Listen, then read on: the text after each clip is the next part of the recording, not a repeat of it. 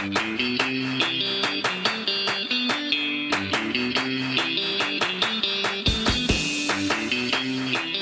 everybody, and welcome to another edition of the Weekly Pitch. Matt Price here with you, coming to you from my room, inside my house in New City in Rockland County, New York, just north of New York City. I'll be joined by my panel in just a little bit. We're still dealing with the coronavirus pandemic, and of course, a lot of sports, if not all sports, have been put on hold throughout this entire health crisis. And one of the sports we'll be talking about today is Major League Baseball, as the league and the Players Association are trying to get the sport back online. So with that said, I'd like to welcome in my panel. And hey, 9 innings in a baseball game, so 9 people. I'd like to welcome in not just myself, of course, but Jeremy Goldstein, who has Luis Castillo right behind him. Sierra Keat coming to us from, I would assume, a nice tropical island in the Bahamas. We also have Gabby Hurlbut, Brian Holtgren, James Murphy, Max O''Neil, Mike Memis, and of course, Natalia Joyella. How's everyone doing?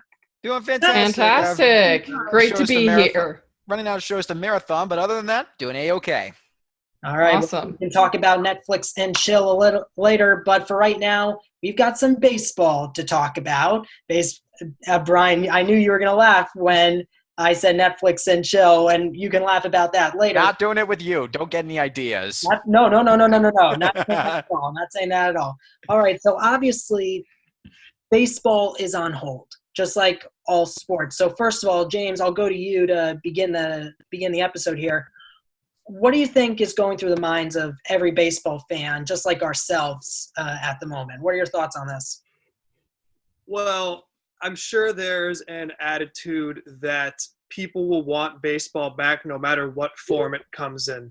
There are a lot of experts saying that if games will happen, it'll be without fans, or that it'll be limited attendance, or that it'll be at sites not even relatively close to where most of them play usually. There's the Arizona idea that's being tossed around. There's the spring training idea that's being tossed around that I'm sure there's other that the league's considering. But I'm sure that among fans, and you guys can chime in on this if you want, but I feel like the general consensus among fan is that we're going to want the sport back no matter what, even if it has to go into November, and even if it has to be played without fans. James mentioned just a few seconds ago about the sport possibly going into November. And don't get me wrong, for those who don't know, baseball has gone into November before. In fact, that's happened a few times since the end of the 2001 season. We all remember Derek Jeter's famous Mr. November home run that he hit during that particular World Series. But Sierra, if baseball were to have somewhat of a full or a near full season in case the league were to start up again, do you see this league, or this season at least, going into November, and why or why not?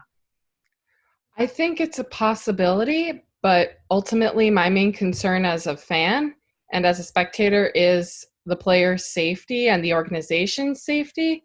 Again, this is a pandemic that does not have an expiration date, so I can't say that we can necessarily determine at this time when exactly sports are going to be able to resume. But I think that a lot of sports, especially baseball, will have unusual timelines this year. So we might be seeing baseball in November or even December. It's entirely possible.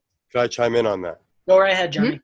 So I think what's been made evident about this whole thing is the coronavirus, whether its lingering effects or how disastrous it gets, this whole thing will not be over completely until there's a vaccine.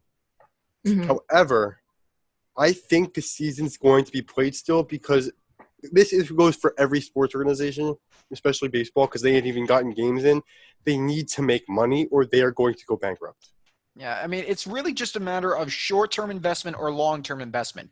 If you go for the short-term investment, I think I agree with Jeremy in this extent that you want to get baseball back now, because these organizations and these teams, they're losing millions of dollars from not playing any games right now. There's just a lot of employees being let off because of that. And I think from that perspective, it's important that you get the games going as soon as you can. But the long-term problem is, let's say they do choose to play it right now, and this virus does spread quickly among a lot of the players and a lot through their organizations. Long-term investing, this is going to have a huge impact on all these organizations in terms of like get their players, their talent, and it's going to lead, I think, to some really nasty stuff if it's not contained. No, yeah, for sure. But it's also been made clear. So, first of all, I just want to put it out there. I do think we're going to have some form of baseball, whether it starts in July or whether it starts 2 weeks from now, which it won't. But at the same time, I think the MLB needs to take as much time as it needs to make sure they have a specific plan to get the players in safely tested, safely quarantined, and they have to also agree to go somewhere and play. There's a whole lot of strings you're going to have to pull, and it's going to be tough. But I do think we're going to have a season.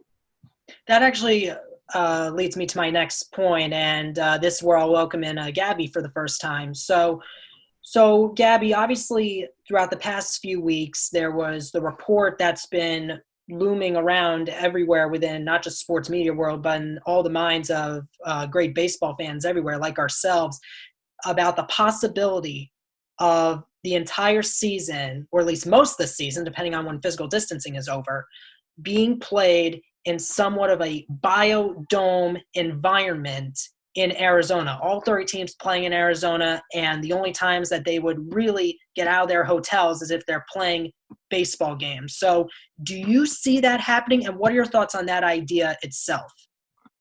I do think that it's definitely a likely possibility that would be the most likely scenario that would happen if baseball were to come back, especially if they want it to start in May or June, which I do think that them saying they want to start mid-May still might be a little bit of an unreasonable kind of idea for them to have. I think no way they start in May. You're right. No. There's a lot that definitely not be worked out before they do start baseball, and I think that a clear-cut testing of every player for the virus needs to make sure that it's included before that does happen. However, I'm not completely opposed to the idea of them all playing in Arizona, especially if that means, like the point that was brought up earlier, that everybody would get to watch their baseball still and there would be some form of a season. I do think the idea of entertaining something that involves condensing the season and just playing less games, because I don't know that people will be really as keen on watching baseball when it comes to like the later months of the year, like end of November and December, when it's already that's like big time football season. And college football is getting into bowl season and big games like that too. So I don't know how well baseball will really do if it goes that late into the year. So I think that the idea of playing in Arizona is ultimately probably the best solution as of now, but I think that they need to consider just condensing the season and just having less games and ending the season not necessarily on time as usual, but not too much later than it would normally end when they're trying to compete with other sports, because unfortunately baseball typically does take a back seat once you get involved with football and other sports, and especially when you're in crunch time for those seasons like bowl games. Hello, and what? Towards the end of the NFL regular season. I think that if the NFL season ends up starting on time, then I think that has plays a big factor in this too, in terms of how baseball handles the end of their season. And like, if I could just piggyback on that one real quickly, like that's really, I think, the biggest problem that baseball is going to run into, because it's not just football season that's going to be coming in November and December. It's also going to be basketball season. The NBA is going to be well underway. College basketball is going to be getting more into conference play, which is going to be a huge watch, especially if you're a fan of the big conferences like the Big East and the ACC. It's just, you need to really manage this very carefully. And I think the big solution is they should just set a deadline with a specific date on when you want to get the decision by or when you want to start playing by.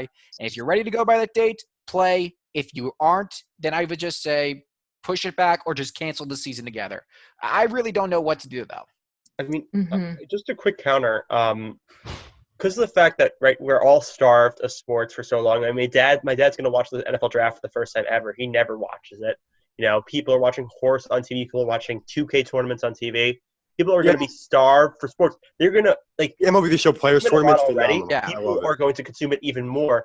Plus, you have all the people that are going to be sadly unemployed due to this virus that are going to be at home, and they're going to have more time to also watch these sports. So, in terms of baseball, being in November and during football season, obviously some less people will watch, but I think just general sports and viewership will be up because of the fact that it's finally back. People won't take that for granted. People won't be like, oh, it's game 52 of the regular season, I gotta be skipping. It's like, well, I missed sports for like 2-3 months. Like, I want to see this. Like, before we lose it again, possibly. I want to get Max in here. Very quickly. So Max, Gabby and Brian made very good points about how there could be other leagues affected by this, including Major League Baseball, in terms of viewership, because obviously we're not in the fall yet, but football comes back, and later that season, depending on if it starts again, college basketball as well, men's and women's. Could you see that as a potential conflict going on in terms of viewership and what sports fans like and all that?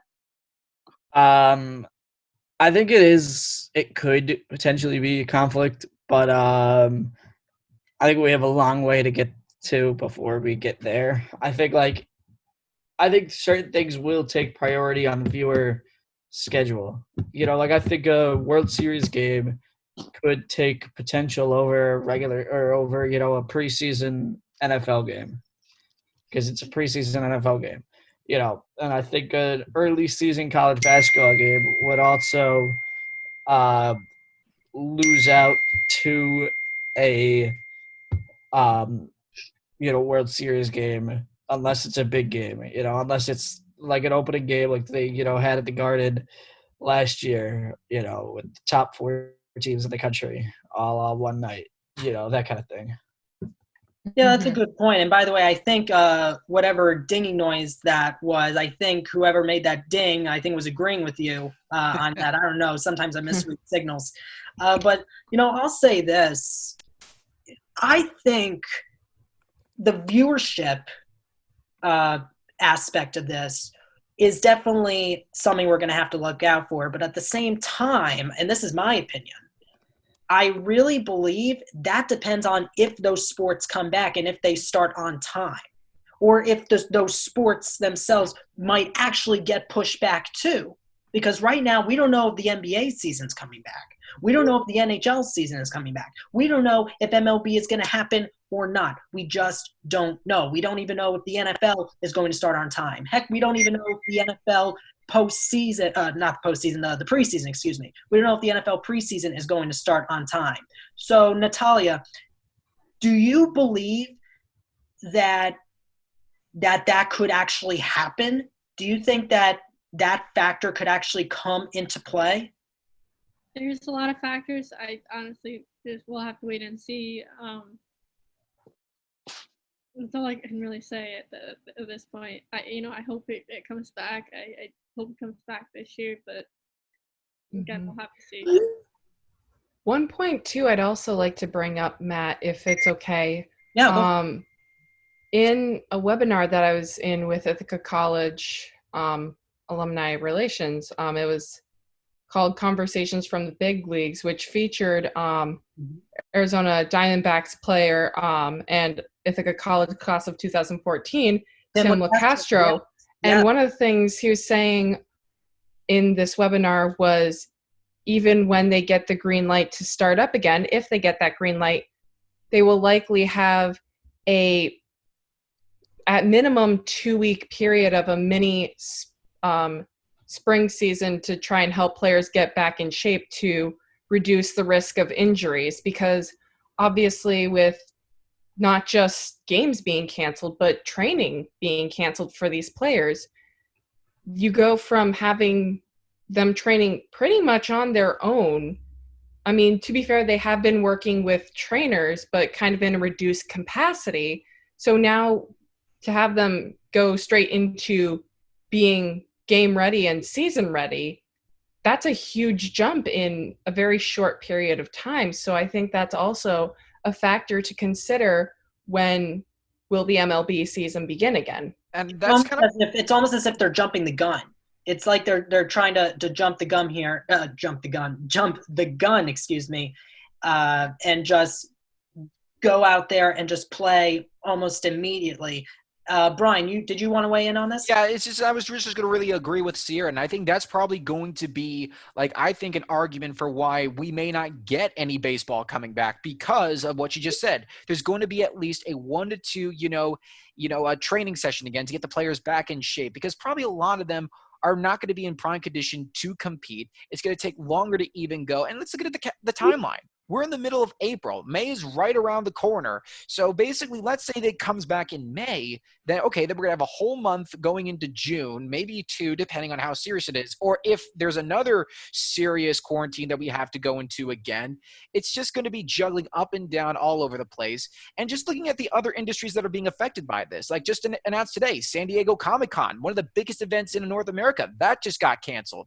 Bunch of movies are getting pushed back into November, possibly 2021. Those are being affected. So I think if the MLB is really uncertain about how to progress, they're going to look at some of the other industries that are being affected, and they're going to look at that and they're going to go, this is too much of a gamble. The health risk is going to be very bad. We don't want to risk our future endeavorment in the long term. We may just may cancel the season altogether. I don't think it will happen because I want baseball back, but I could definitely see that being a possibility. Not only that, because again, if baseball decides to cancel the season, again, bankruptcy is a possibility, and if the health officials, and they have had ideas backed by organizations like the CDC, if they decide that they want to listen to those options, if they even have a little league style baseball, like that 7 innings idea in Arizona, as bad as that sounds, they need that to happen to make revenue.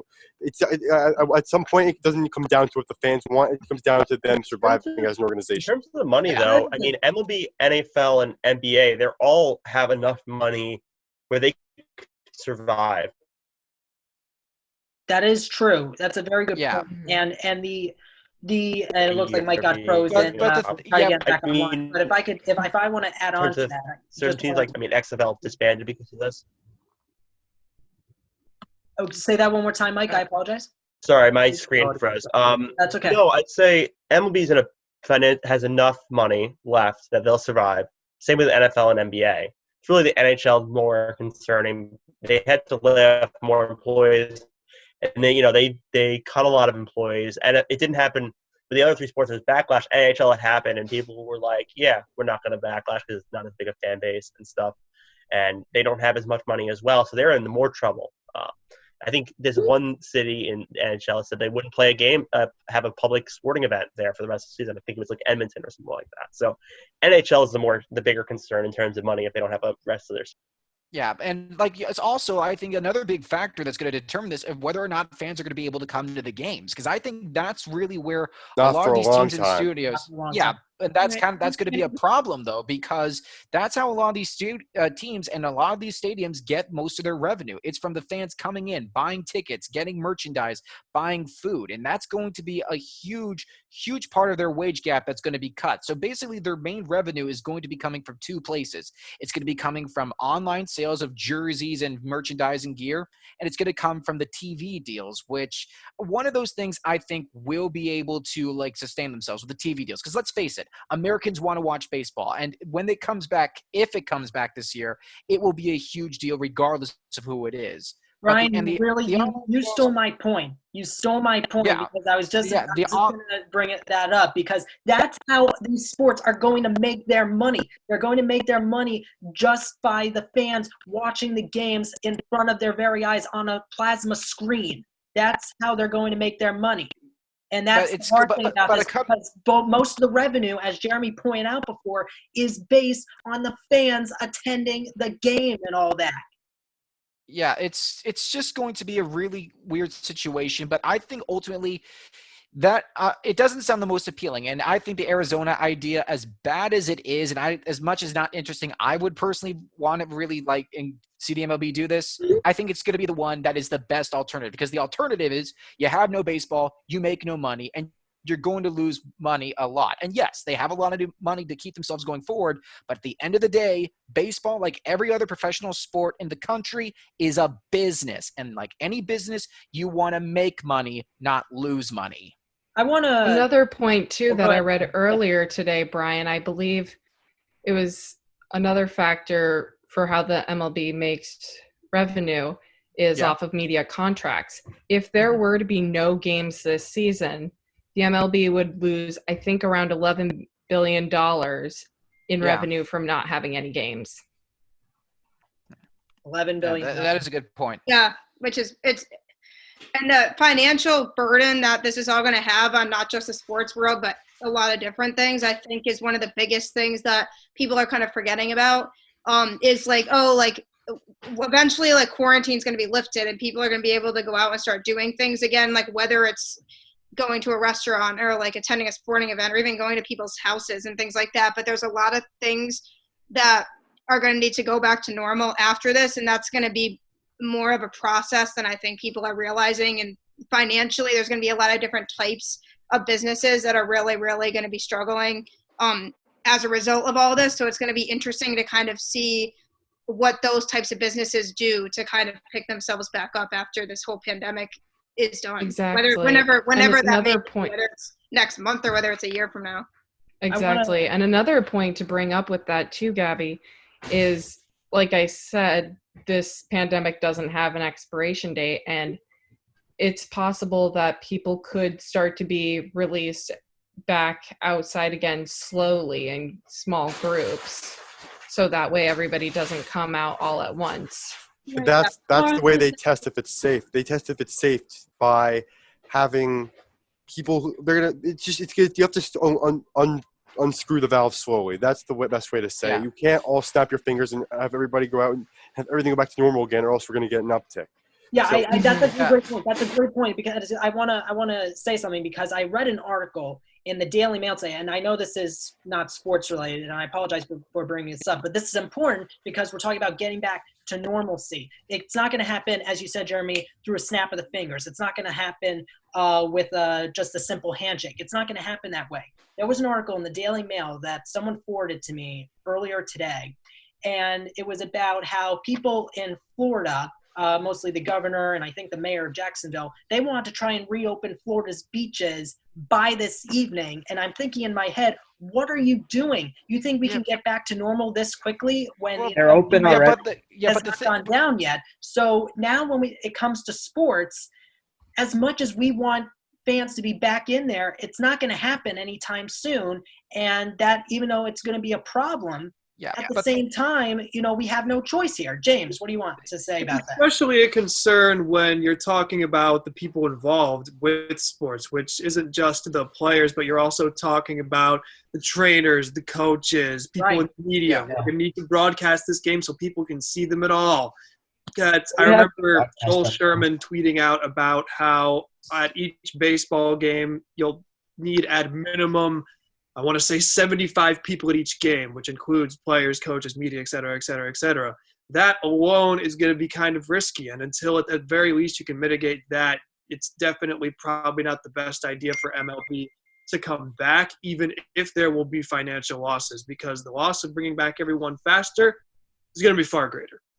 You're right. But the reality is also, we got to look at this. Like, we can't stay locked up in quarantine forever. This can't be something that goes on every year, because ultimately businesses around the country, not just sports, but in local communities, food industries, and just everywhere like that, they're going to be affected. So I think that's really the only play that we can take right now, is that we got to do it very slowly. If the states decide that they want to open up businesses or smaller businesses here and there, okay. That's how it's going to work. I have no problem with that. Like, I was kind of with Matt. Like, I was thinking, what was the governor of Florida doing? But in the same breath, we have to do this at some point. You got to start easing your way out into communities again. You got to start reopening businesses slowly, because it's the only way we're going to be able to get past this. But ultimately, we got to remember to stay aware and to keep to social distancing, because that's really going to be the difference maker. It's on us, essentially. It's on people all over America and in our local communities.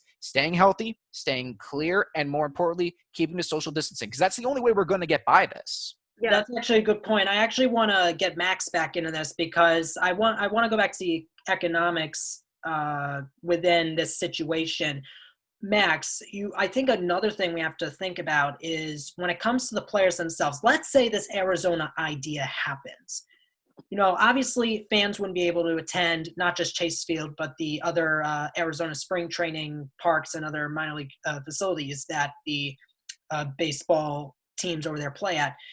And you have to think about also, well, wait, how are the players going to get fed and how are they going to be taken care of? That could be another big factor into how much money the league loses. You have to feed the players breakfast, lunch, and dinner, or at least at some points during the day. How are the players going to take care of themselves? Are they going to take care of themselves, or is the league going to take care of them? And if the league takes care of them, that could also be a huge economic downturn. Wouldn't you agree? Yeah, I mean, it's definitely going to be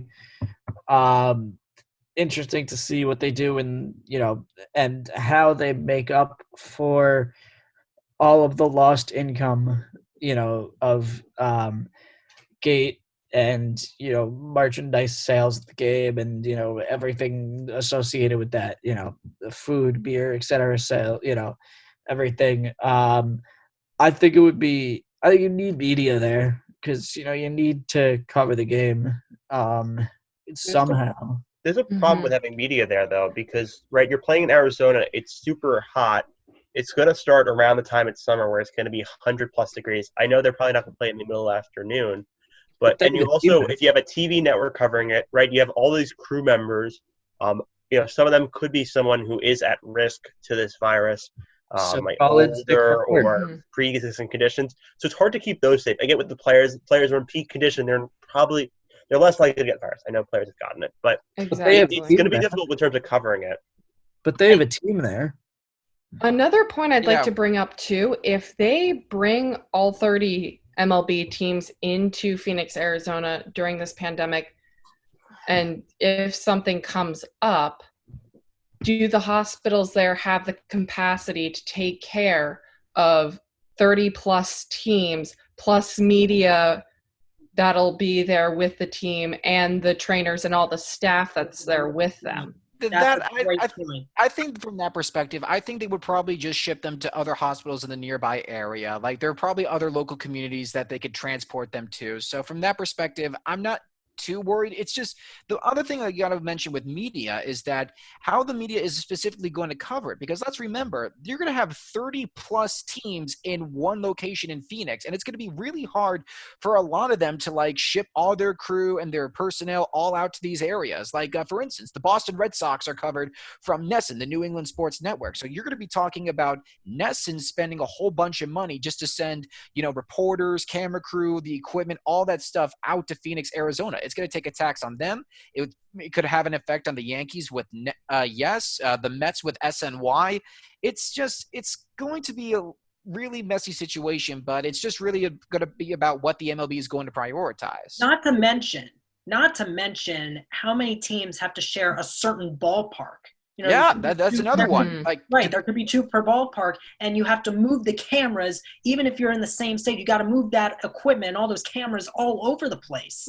And that could really make an impact, negative impact, I should say, on those who definitely do such a great job putting the games on the air. I want to bring up another interesting point. Natalia, this is for you, because obviously if, let's say this idea were to happen, you would have so many players who would be separated from their families for, let's say, 4.5 to 5 months, or God knows how long.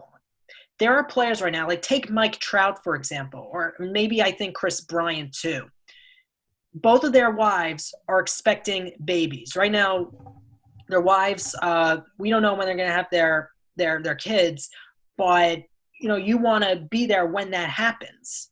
But if you're separated from your family like this, wouldn't that put an emotional downturn on the player himself and the families as well?